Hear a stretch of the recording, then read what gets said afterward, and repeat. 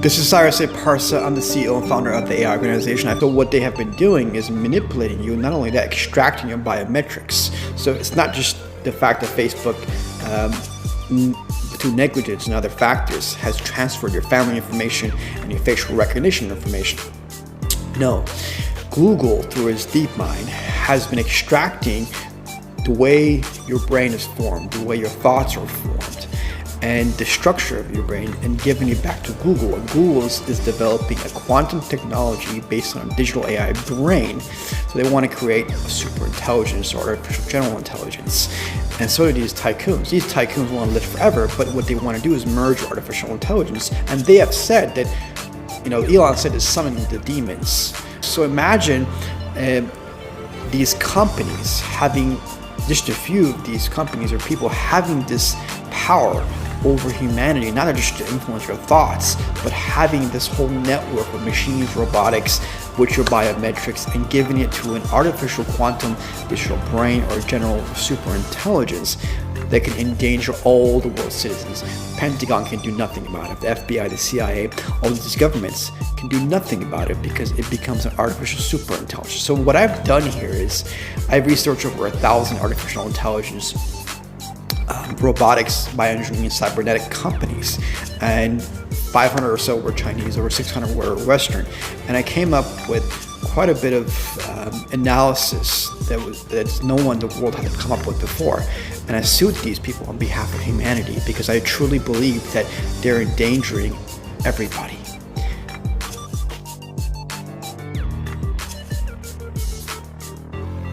Okay? They create things like this to scare you into not only giving them their money, but fearing them. And you guys do more fearing than you do fighting. And it's alarming that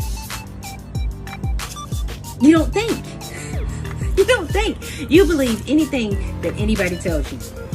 All these videos that they're showing, number one, it's false flags. No one's gonna have extreme footage like they do. You can tell on these videos that they're recording them almost like a movie to feed you. Okay? You guys don't understand. You can't see what I see, but a lot of these videos are filmed to scare you. Okay? That's what they do all the time. They've been doing it, and they'll continue to do it unless you stand up and make a difference. Okay? So, with that being said, please turn off your television, which the root word in television is tell-a-lie. Television? Tell-a-lie? Vision? Your vision is telling a lie from what you are seeing. Okay? Wake up, people. Something that I ran across on social media. It was trending on social media. Hashtag film your hospital.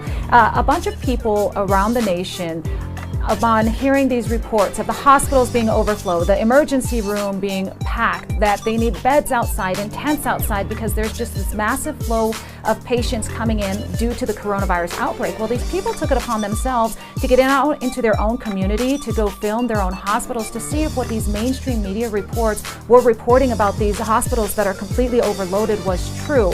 Now, they hashtagged it, Film Your Hospital. You're looking at some of the video on your screen. I do want to start with a gentleman here in Denver, Colorado, Brandon Bowser, who visited a hospital named St. Joseph. Take a listen to what he had to say.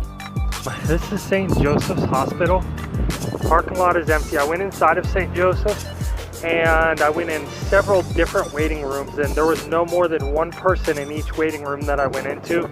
The emergency over there is slow as can be, and every nurse I've talked to has told me that they're extremely slow and that there's not much going on. Another video coming in from Florida. Lord Tito said he visited 2 hospitals in the Tampa Bay area. Same thing, completely empty. This next video, we can bring it up on the screen for you. This is from Southern California, Marina Del Patriot. She said that she visited 7 different hospitals in the Southern California area, and in each one of the hospitals, there was nobody there. The parking lots were empty. There was no overflow. There were not any long lines of people waiting to get inside of these hospitals to be treated. She even shows us There it is, right on your screen. She's taking a recording outside of one of the waiting rooms, and if you could see, there appears to be maybe one person inside of that waiting room. So everybody that I saw using this hashtag was questioning, why are the mainstream media reports of overflowing hospitals not matching what they are seeing with their own eyes and recording for us to see in their own city? So some questions need to be answered here.